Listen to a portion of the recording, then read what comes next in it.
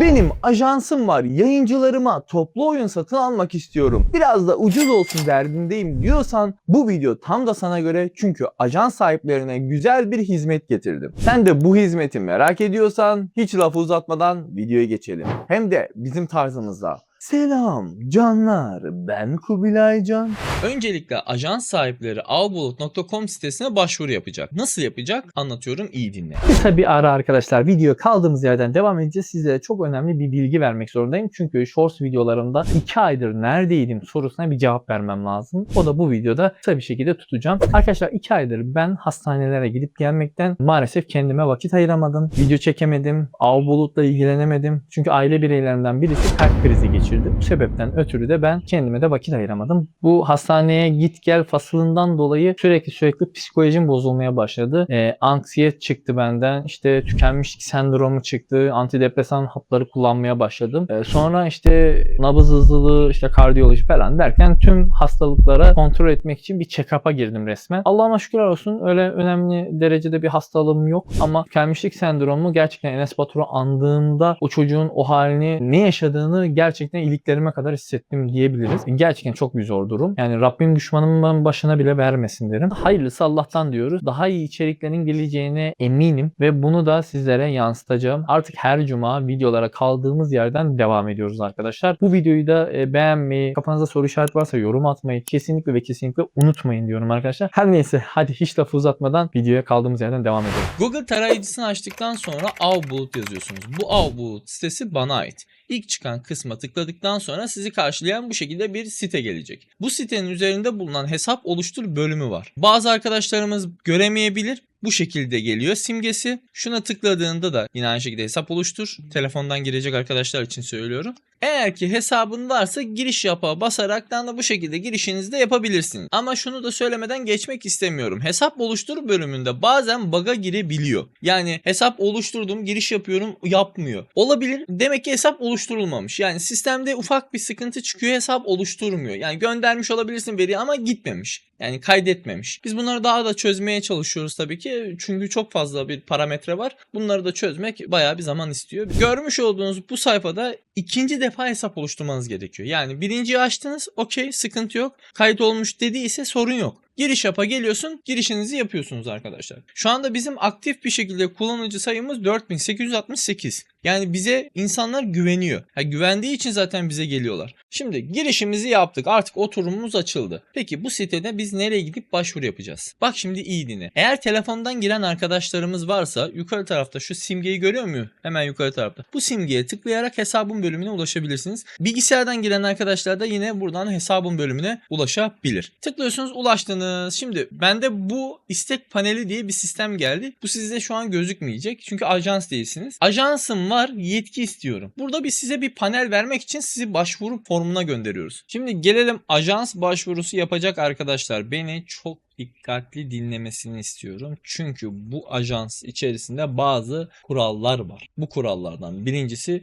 başvurularınız 24 saat içerisinde Avbulut yöneticilerimiz tarafından incelenir. Onay ya da red durumu belirlenir. İkinci maddemiz, ajans onay sonrası GTA 5, Minecraft oyun modları bağlı her yayıncı için, her mod içinde dahil 85 coin bedelle tanımlanabilir. Okey miyiz? Yani benim bir tane Ahmet yayıncım var, GTA 5 dağ tırmanma modu aldım, 85 coin gitti. Eğer Minecraft alırsam bir 85 daha gidecek. Onu bilin yani. Şimdi normalde bizim satışımız 164 jetondur arkadaşlar. 164 jetona GTA 5 dağ tırmanma modunu da veriyoruz. Ayrıca 164 jeton daha satın alırsan Minecraft'ı da veriyoruz. Burada ajans sahiplerine bir ayrıcalık tanımak için 85 coin'e düşürdük ama bunu düşürürken de bazı önlemleri de almak zorundayız. Kişinin ajans olup olmadığına dair ondan dolayı. Gelelim 3. maddeye. Ajans yetkisi açıldıktan sonra, yani başvurunuz onaylandıktan sonra en az bir hafta içinde 5 tane yayıncına oyun modu satın almış olman gerekli. Eğer ki bir hafta içerisinde daha 5'e ulaşamadın ama oyun modu satın aldın o kadar, geri iade yok. Dijitallerin iadesi olmaz arkadaşlar. Biz ajanslara uyarıda bulunduk. Ne dedik? 5 yayıncını bir hafta içerisinde getirmen gerek. Getirmezsen o yayıncı da oyun modunu oynayamaz. Direkt kapanır. Sen de ajansına bir daha buradaki sistem paneline giremezsin. Bunu da bilginiz olsun. 4. maddeye geçiyoruz. Ajansa bağlı satın alınan oyun modlar 5 yayıncı sayısının altına düşerse tüm erişimler kapanır. Evet, bu da dediğim gibi tüm erişimleri kapatıyorum. Bak, ikinciyi de yapmışım ki uyarıyı bir de anlamazsanız ikinciyi okuyun diye. Onu da yapmışım yani düşünün artık. Ajansları nasıl şey yaptıysam.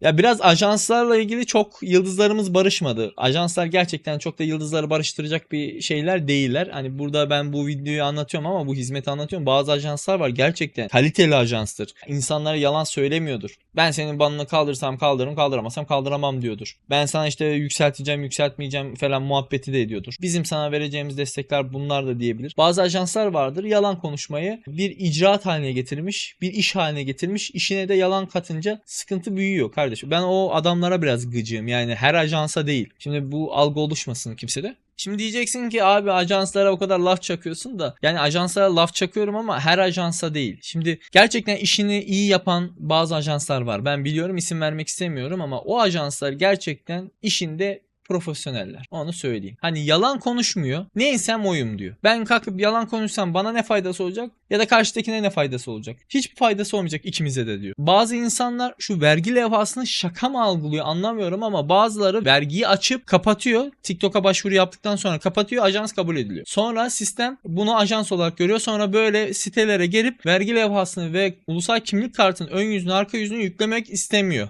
Birazdan anlatacağım o durumu da. Hani derler ya, yalan parayla olsa kredi çekip söyler mi? Evet, çoğu ajanslar şu anda yalanı gerçekten ana dili gibi konuşuyor. Çoğu ajanstan bahsediyorum. Yani onun için dikkatli olmamız gerekiyor. Ajanslar konusu gerçekten çok hassas bir konu. Çünkü sonuçta siz bir sosyal medya içerik üretiyorsunuz ve bu içeriği üretirken de ajansın sana ne gibi faydası var, ne gibi katkısı var, bunu da düşünmen gerek. Yani bana ajans şu koltuğu alması benim bir işime yaramaz. Şu koltuğu içerideki, affedersin, tahtadan, koltuktan da otururum. Yani bu önemli değil.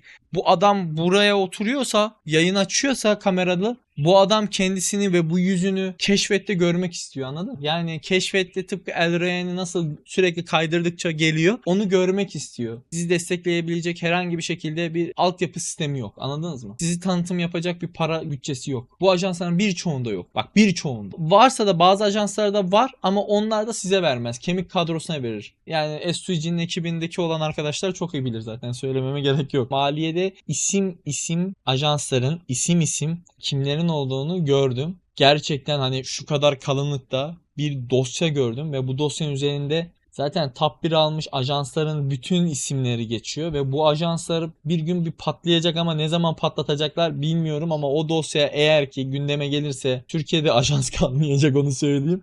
Her neyse, biz şimdi işimize bakalım. Yani onların olup olmaması çok önemli değil. Bu ajans sadece TikTok için değil arkadaşlar. Bu ajans YouTube için de ayarlayabiliriz. Çünkü YouTube'a da böyle bir entegrasyon sistemi düşünüyorum. Tikfinity gibi. YTfinity tarzı olabilir ya da işte ABBfinity üzerinden yürüyebiliriz. Onu da düşünün. Şimdi gelelim asıl konuya. Son madde arkadaşlar, program dosyalarını dağıtmak, kodlarla oynamak ve site kurallarını ihlal etmek ban sebebidir. Ajanslar bağlı yayıncılarına bu konuda uyarılmalıdır. Şimdi arkadaşlar şunu bilmeniz gerek. Ajans sahipleriyseniz yayıncınıza şu kelimeyi söyleyeceksiniz. Bakın, ben sana bu linki veriyorum. Adamın dosyasını indirdikten sonra dağıtma durumu yapma. Aksi halde böyle bir şey yaparsan dava ve mahkemelikle uğraşırız senin yüzünden. Eğer uğraşırsak ben de seninle mahkemelik olurum. Bunu demeniz lazım. Çünkü bazı yayıncılar gerçekten işin ciddiyetinde değiller. Dağıtıyorlar, emeğimi de hiçe sayıyorlar ve burada da suç, bildiğin alenen. Lisanslı ürünler çünkü bunların hepsi. Gelelim asıl mevzuya. Bazı arkadaşlar vergi levhasını ve ulusal kimlik kartını ve arka yüzünü yüklemek istemiyorlar. Ben sana nasıl güvenebilirim? Asıl ben sana nasıl güvenebilirim? Piyasada şu duyum da geldi bana. Adam vergi levhasını açıyor. TikTok'un business, yani ajans şeyine başvuru yapıyor.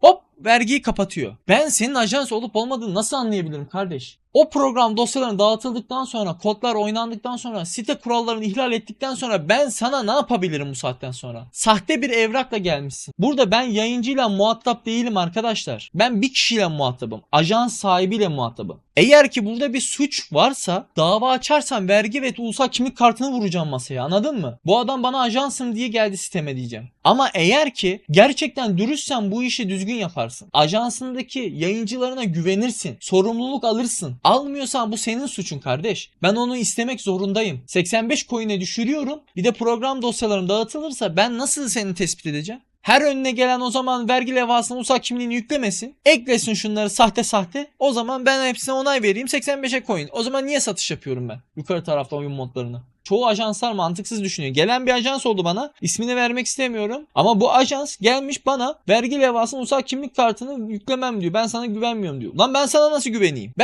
güveneyim? Senin yayıncını ben kendi siteme nasıl sokabilirim?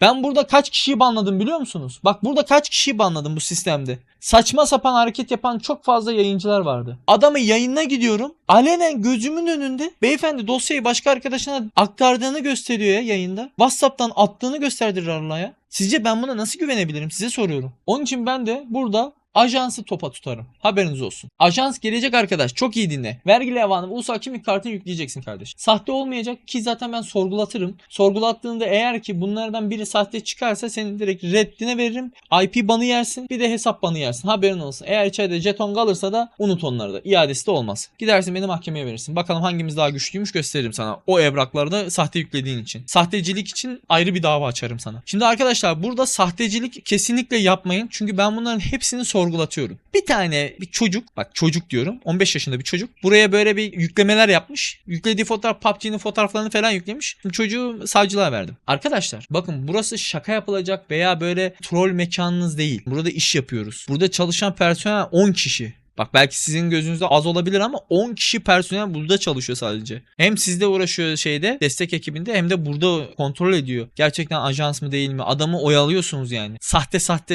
evrak yükleyerek. O olmaz arkadaşlar. Lütfen sizlerden ricam bu program dosyalarını dağıtmak, kodlarla oynamak, ihlal etmek ban sebebi. Hem yayıncı banlanır, tüm yayıncıları banlanır, ajansa bağlı olan ve ajans banlanır. Ajans benimle yüz yüze muhatap olmak zorunda kalır. Çünkü bu problem gerçekten sıkıntı. Sakın böyle bir rüşvet olaylarına da girmeyin. Onu da söyleyeyim. Benim hiç sevmediğim şeydir. Yani abi aç da ben sana bir şeyler düşeriz falan filan muhabbetlere girmeyin. Yani ben de seni iyi düşürürüm, onu söyleyeyim. Şimdi diyeceksin ki abi bu katı kural nereden geliyor? Aslında ben size şöyle söyleyeyim. 2019 döneminde avukatlara hizmet veren Tevkil'in kurucusuydum. İSPAS. Şimdi bu İSPAS sitede hukukçulara hizmet verdiğimiz için ister istemez çevremizde de avukatlar da çoğalıyor. Avukatlarından da hani az çok olsun bilgi sahibi oluyoruz. Kanundan olsun, maddelerden olsun, kendi haklarımızdan olsun, işte karşı tarafın haklarından olsun. Biz bunları tabii ki de sonra ilerliyoruz. Biz bazı adamlar gibi değiliz. Yani sitemizde her şeyi serbest bırakmıyoruz. Anladınız mı? Bir kural çerçevesinde ilerlemek daha iyidir. Disiplin her zaman iyidir. Kimseyi şeyde bırakmaz arkadaşlar. Ben kendimi de kurtarmak zorundayım. Benim buradaki 4868 tane kullanıcımı da kurtarmak zorundayım. Sonuçta bunlar buraya geliyorsa bana güvenerek geliyor. Ve ben affedersin ajans olmayan biri ya da ajans sahte olarak çıkan birine ben nasıl bu adamı kayda alayım ki? Anladınız mı? Ajanslara da söylüyorum buradan. Katılıp katılmaman senin bileceğin iş kardeş. Bana 4868 kişi gelmiş, güvenmiş. Anlık aktif sayısı o zaten. Ve güvenip geliyorlarsa demek ki burada bir kendini bir sorgula. Bir aynaya bak, sorgula. Ulan ben niye güvenmemezlik yapıyorum? Bu adama 4868 kişi gelmiş, güvenmiş. Videolarımı izle. Hiç yoktan. Lan ben yüzümü gösteriyorum. Yüzünü göstermeyen mod yapan adamlara siz mod satın alıyorsunuz. 2000 liraya mod satan adam var ya. 2000 liraya mod satıyor adam ya. Şaka değil la. 2000 TL'ye mod satın almak. Hadi varsayalım 4-5 tane oyuna 2000 liraya satsın. Lan gene benimle aynı eşdeğerde değil. Ben 164 jetona satıyorum. Yani 328 TL bir şey değil. Bir aylık. Bir aylık bedel. Ve bunu çok gibi görenlerimiz var. Yanlış. Her neyse gelelim. E-mailimiz zaten hesap oluşturduğunuz e-mail gelir gelmezse onu girin. Vergi levhanızı yükleyin. Ulusal kimlik kartın ön yüzünü, arka yüzünü sahte olmayacak şekilde saçma sapan fotoğraf yüklemeden asıl neyse aslını yükleyin arkadaşlar. Adınız, soyadınız, TC kimlik numaranız, telefon numaranız, vergi numaranız, adresiniz, yani verginin açılan yer adresten bahsediyorum. Ajansı başvurusunu gönderin. Bakın sağ tarafta da yine başvuru şartlarımız var. Ajans sonrası GTA 5'te işte 85 coin'e tanımlanıyor. Yukarı tarafta bildirmişim, aşağı tarafta da bildirmişim bakın. Başka var mı burada uyarıda bulunmadığım diye bakıyorum ama. Şimdi arkadaşlar asıl buradaki olay şu: başvuruyu yaptıktan sonra hemen en aşağı bölgede bir durum tablosu var. Yani başvuruyu gönderdin, işte başvuru bekleniyor, durumu bekleniyor olduysa bekleyeceksiniz arkadaşlar. Eğer ki moderatör tarafından mesela bak ne demiş: ajans başvurunuz incelenmiş, gerekli kontroller tamamlanmış ve ajansınız onaylanmış, erişime aktif hale getirilmiştir, ajans başvurunuz onaylandı ve panel linki geldi. Tıkladığınızda sizi bir sayfaya yönlendirecek. Şimdi burada başvuru tarihimiz gözüküyor. Kalan haklar olayı da şu: sizler günlük 3 defa başvuru gönderebiliyorsunuz. Yani hatalı göndermeniz neticesinde red gelirse 3 defa gönderme hakkınız var günlük. Üçüncüyü de artık gönderirseniz ertesi günü beklemek zorunda kalıyorsunuz. Çünkü kalan hakkınız bitiyor. Kalan hakkımız bitti tamamen çünkü başvurumuz onaylandı. Daha da hak almaya gerek yok. Başvuruda göndermemize gerek yok. Gönderirseniz zaten başvuru onaylanmıştır. Yani neden gönderiyorsunuz gibi uyarı verebilir. Her neyse, gelelim bizim asıl mevzuya, panel linkine. Tıkladım dostlar. Karşımıza bu şekilde bir panel geldi. İster o şekilde tıklayın girin, istersen hesabın bölümünden istek panel kısmı var. Ona da tıklayıp girebiliyorsunuz. Okey miyiz? Arkadaşlar burası bizim ajanslarımızın paneli. Panel üzerinden yayıncısına öncelikle geliyor. Şurada aşağıda isim ekle var. Burada yayıncının ismi ne olsun? Ahmet. Ahmet bu arada TikTok'taki kullanıcı adı. Alttan tire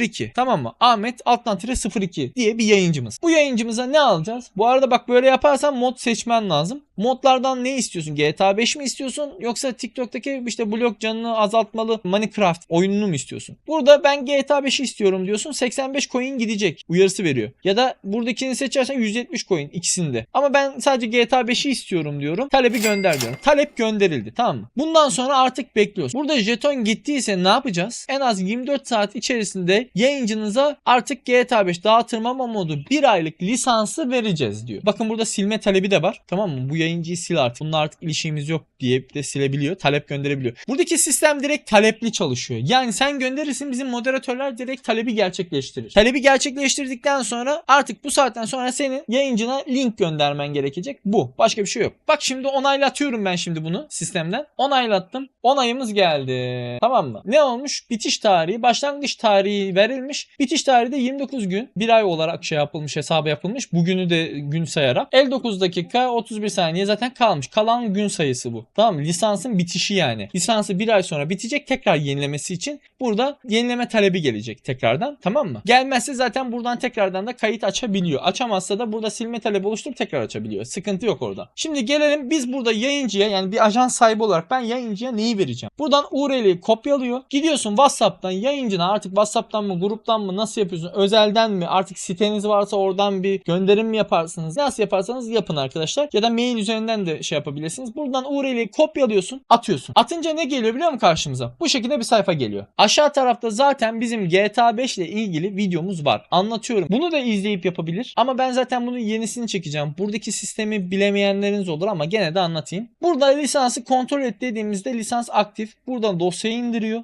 Tamam mı? İndir diyor. Dosyayı indiriyor. Burada da lisansımız var. Kopyala dediğinde de kopyalanıyor. Orada setup var ya, basıyor. Kurulum yapıyor ya. Karşına bir lisans isteyecek senden. O lisansı oraya ekliyorsun. Zaten videoda da bahsetmişimdir. Bitti. Bu kadar. Bu kadar. Lisansını ekliyorsun, kurulumunu başlatıyorsun. Yani bunun ekstrası yok yani arkadaşlar. Bak burada gene uyarıda da bulunmuşum. Yayıncıyı da uyarıda bulunmuşum. Mod dosyası dağıtımı, lisans paylaşımı, dosyalara müdahale edilmesi, yayında ekranda paylaşımının yapılması site kurallarına aykırıdır. Bu gibi durumlarda ajans tarafınızda ve yayıncı erişiminizde kısıtlanabilir gibi anlatmışım. Anladınız mı? Şimdi diyeceksin ki abi bu yayıncı ID'si gelmedi yayıncım. Nereden alacağız? Ajans panelinizde ajansınıza söyleyin. Size buradan verir. Yayıncı ID'si var burada bak. Yayıncı ID'si, tamam mı? Bu ID'yi verecek. Ajansın sana bu ID'yi verecek. Sen de geliyorsun buraya sorgulatıyorsun. Bu kadar basit. Bu kadar basit arkadaşlar. Tamam. Aynı şekilde Minecraft için de geçerli. Bakalım bir Minecraft için de yapalım. Mesela aynı Ahmet 02'den yapacağım. Tamam mı? Bak gönderdim. Buna da aynı şekilde onaylattırdım. Geldi. Bunda da URL'yi kopyaladım. Bak bu neydi? GTA 5'ti değil mi? Hop Minecraft. Minecraft içinde hop geldi. Gördün mü? Hepsi ayrı ayrı arkadaşlar. Hepsi ayrı ayrı. Kurulum yaparken bu şekilde ayrı ayrı yapacaksın. Güvenli kurulum bu şekilde olur. Okey. Ben dedim ki abi dedim bu Ahmet 02 kullanıcının GTA 5'ini dondur. Tamam. Dondur. Bak istersen mesaj da yazabilirsin. Tamam mı? İstersen bu şekilde de gönderebilirsin. Dondur demişsin. Talebi dondur talebi gelmiş.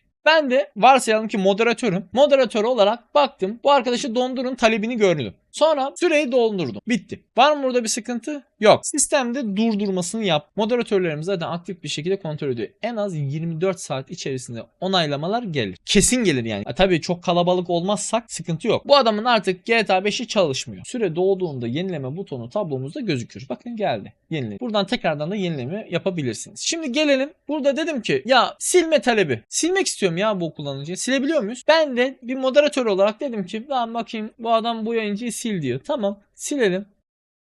Bak talep geldi bize. Biz de talebi değerlendirdik, sildik. Bu kadar basit. Şimdi bu talep sistemine göre çalışıyor. Yani burada sen sil deyince hemen silinmiyor. Siliniyor. Bize belki sebebini açıklamasını da yaparsın ama genellikle biz yaptırtmıyoruz. Direkt ne istiyorsa biz onu okeyliyoruz. Ama geri getirme gibi durumumuz olmuyor. Tekrardan yazmanız gerekecek. Silme durumunu öyle her şekilde yapılmasın. Eğer ki adam halen ajansına kayıtlıysa bu adamı hemen silme. Ajansından tamamen çıktıysa sil. Eğer tamamen çıkmadıysa silme. Adamla belki bir problem olmuştur, bir takışma olmuştur. Belki dondurma gelir ama yani kalkıp da adama da şey yapmayın. Gelelim 85 coin'le tekrardan bir şey daha göstereceğim. Yenileme talebi gönderdim bu arada. Onaylıyorum buna da. 1 aylık verdim. Tamam mı? Şimdi 1 aylık verdim. Burada dondur talebi dedim. Sonra adamla biz tabii ki takıştığımız için, bu arada biz dediysem ajansım ben, öyle düşün. Ben takıştığım için yayıncımla ben dondur talebi oluşturdum. Donduralım bir önce.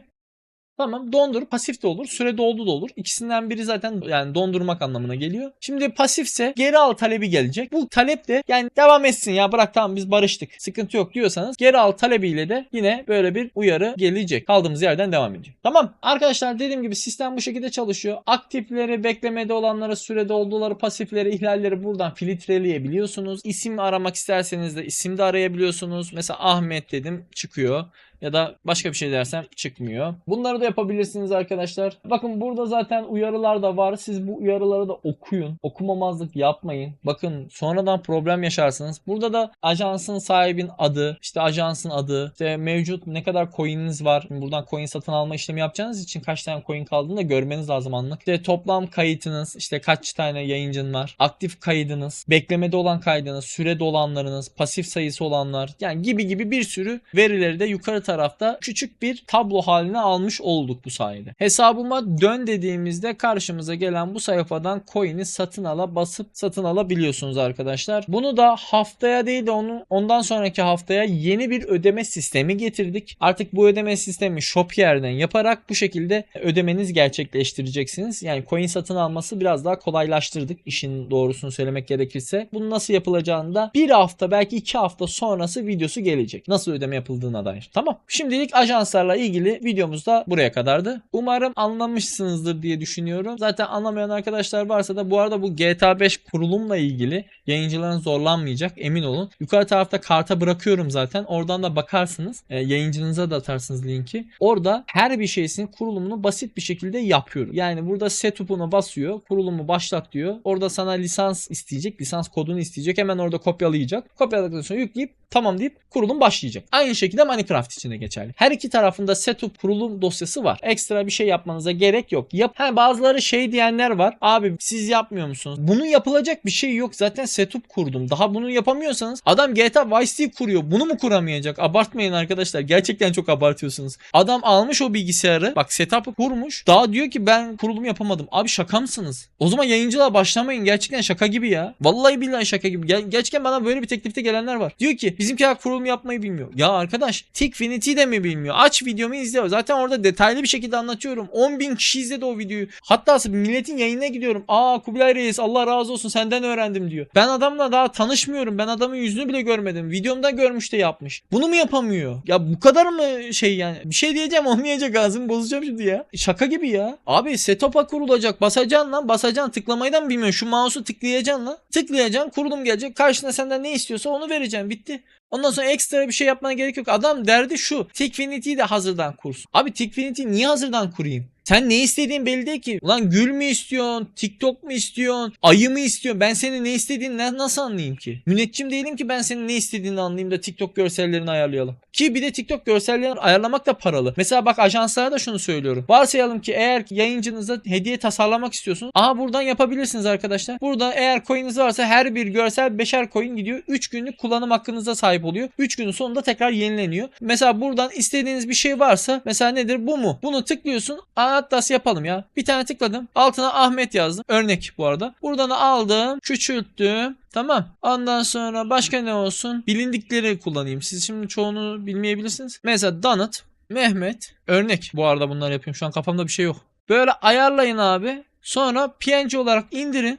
Al bu kadar. Adama da gönder. Görseli de eklesin. Bu kadar basit. Bunu tabii sen biraz daha özeneceksin. Küçültmelerini falan büyütmelerini özeneceksin. Yani çok zor değil. Bak al sayfayı da yeniliyorum. Al. Bak 3 günlük kullanım hakkım var. Ben hala kullanabilirim. Coin gitmiyor. Anladın? Yani daha ne anlatayım? Burada bunu da anlattım yani. Çok basit aslında sistem. Bu hediye tasarlama aracı da sadece benim sitemde var. Başka hiçbir yerlerde yok arkadaşlar. Sadece bende var bu sistem. Haberiniz olsun. Kullanmak isteyen arkadaşlar da yani bu da coin'le çalışıyor. Coin'i satın alıyorsunuz. Ona göre kaç tane hediye koymak istiyorsanız sayısını belirleyin. Kaç coin gidecek? 5 coin. Hepsi 5 coin bu arada. Farklı coin değil. Hepsi 5'er coin. Siz orada kaç tane görsel koyacaksanız 5 ile çarpın. Ona göre de oradan jetonu satın alıp gelin burada görseli de tasarlayın. Bu kadar basit. Tamam. Umarım video işinize yaramıştır güzel kardeşlerim. Eğer ki işinize yaradıysa kanalıma abone olmayı, videoya like atıp yorum atmayı kesinlikle ve kesinlikle unutmayın. Şunu da aklınızın ucundan hiç çıkarmayın arkadaşlar. Ben ajansı seçerim. Yani şunu algı olmasın. Kubilay abi parayı gördü mü satar kendisini gibi düşünce olmasın. Ben parasında değilim. Benim sistemime eğer bir ajans geldiyse ve bu ajans doğru mu, yanlış mı kesinlikle kendi kafamda bir filtreden geçerim. Bu filtreden geçirdikten sonra gerçekten bu ajans hakkında herkes ama herkes iyi konuşuyorsa okeyim. Ben bu adamı zaten alırım benim sistemime. Amma ve lakin bazı ajanslar vardır gerçekten ağza alınmayacak bazı lafları hak ediyor ve bu ajanslar kesinlikle gelseler de alır. Normalde ben başka bir şey gösterirdim ama o anladı. Sitemin yanına yanaşmasın. O kadar diyorum. İster 1 milyon lira versinler, istersen 10 milyon lira versinler. Benim için para değil. Benim için burası önemli. Sen burayı temiz tutmadığın müddetçe gerçekten doğru bir ajans mısın, yanlış bir ajans mısın? Bunu anlamak sadece buradan anlaşılır. Ben izlediğimde TikTok kaydırdığımda sürekli senin hakkında şikayet varsa ben seni almam. Almam. Bu kadar basit. İstediğiniz yere gidebilirsiniz. Yüzünü belli etmeyen, ismini bile koymayan bir arkadaşın oyun modlarını kullanmak istiyorsanız buyurun kullanın. Adam evinde bildiğin suç taşıyor. Farkında değilsiniz. Adamlarla bizzat ben görüştüm. O oyun modları yapan adamlarla bizzat görüştüm. Evinde suç makinesi taşıyorlar. Siz farkında değilsiniz. Ne diyoruz? Unutma ben senin yazılımcının.